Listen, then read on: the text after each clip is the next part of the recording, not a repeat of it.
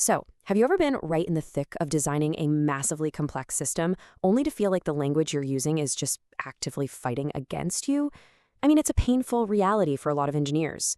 What exactly happens when our aerospace, automotive, and defense systems simply outgrow the modeling languages we rely on to build them? Well, today, we are going to solve that problem. Welcome to This Explainer. Today, we're unpacking a topic that is fundamentally reshaping modern engineering, the SysML v2 paradigm shift. We are not just looking at a routine software update today. No, we are looking at a fundamental ground-up rebuild of exactly how we approach model-based systems engineering. Okay, let's dive right in. Here is our roadmap for today. First, the limits of SysML v1.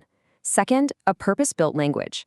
Third, textual modeling and standard APIs. Fourth, transforming engineering workflows. And finally, adopting SysML v2. Section 1. The limits of SysML v1, a legacy approach.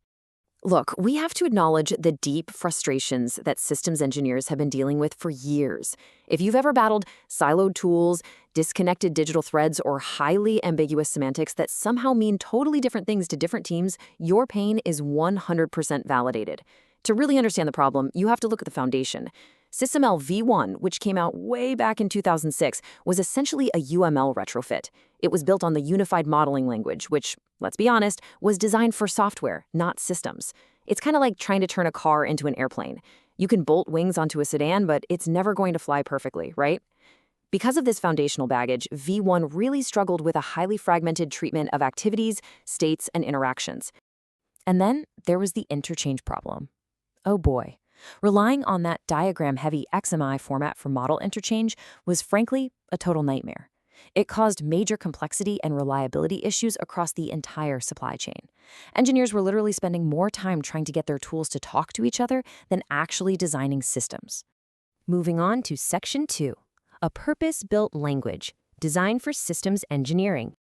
This is where SysML v2 swoops in as the hero of our story. Unlike its predecessor, v2 drops all that UML baggage. It is an airplane built completely from scratch, specifically designed for systems engineers by systems engineers.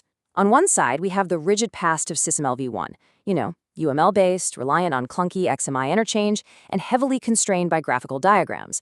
But on the other side, we have the sleek, modern future of v2. It's system-centric, it's API-driven, and it perfectly balances both textual and graphical modeling. Now, the engine actually powering this sleek new airplane is called kernel. Let's unpack that jargon for a second.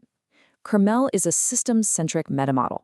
In the past, engineers had to rely on UML stereotypes to extend a language, which often felt like a pretty messy workaround. Well, kernel tosses those out. It replaces those stereotypes with semantically sound, metadata-based extensions. This gives you a precise, unified behavioral framework that makes your models incredibly rigorous and reliable. All right, Section 3, textual modeling and standard APIs, unlocking DevOps. This is where SysML v2 really flexes its superpowers. The language relies on a very powerful rule of three: a system-centric metamodel, a fully interchangeable textual syntax, and standardized APIs. But the most visually striking change for engineers is absolutely going to be this concept of model as code, because SysML v2 introduces a robust textual modeling language right alongside the graphical one. You can now write computationally complete models. This completely unlocks modern DevOps workflows for system architecture. You get precise definitions, brilliant scripting capabilities, and suddenly managing system complexity feels a whole lot like modern software engineering. Now, I gotta ask, have you ever tried to merge a complex visual diagram with a colleague and just completely lost your work? It is infuriating. But check out these interoperability use cases for v2. We are moving to JSON-based model exchange. We have standard HTTP and REST APIs, and best of all, get this, Git-like versioning. Yes, you can use commits and branches for your system models. Plus, it utilizes OSLC specifications to create true digital threads, which allows for dynamic, cross-tool linking across your entire digital engineering ecosystem. Section 4, transforming engineering workflows, industry benefits. When you actually look at how these capabilities apply to the real world, the impact is massive. In automotive, v2's precision directly supports the crazy complexity of autonomous vehicles and strict safety standards. Over in aerospace and defense, it enables seamless integration with frameworks like DODAF for managing massive systems of systems.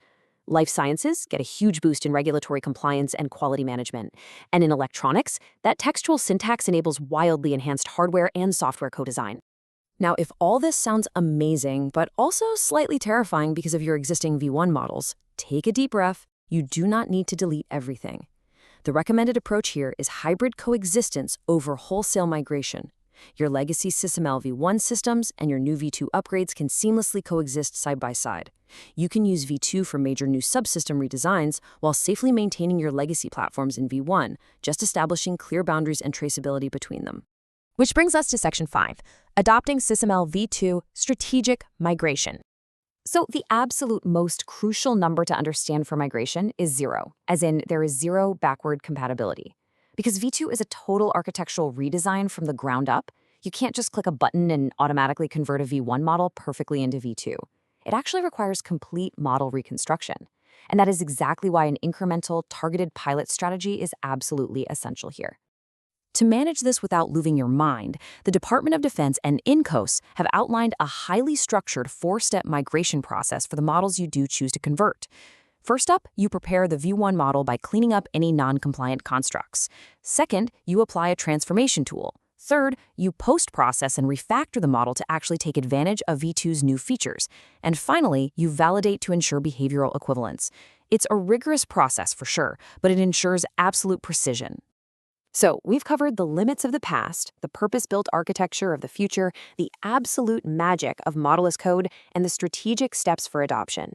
SysML v2 isn't just an update, it is a completely new way to master system complexity. So, I'll leave you with this final thought.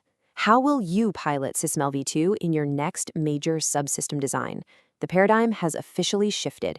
It's time to build the future. Thanks for joining me on this explainer, and keep innovating.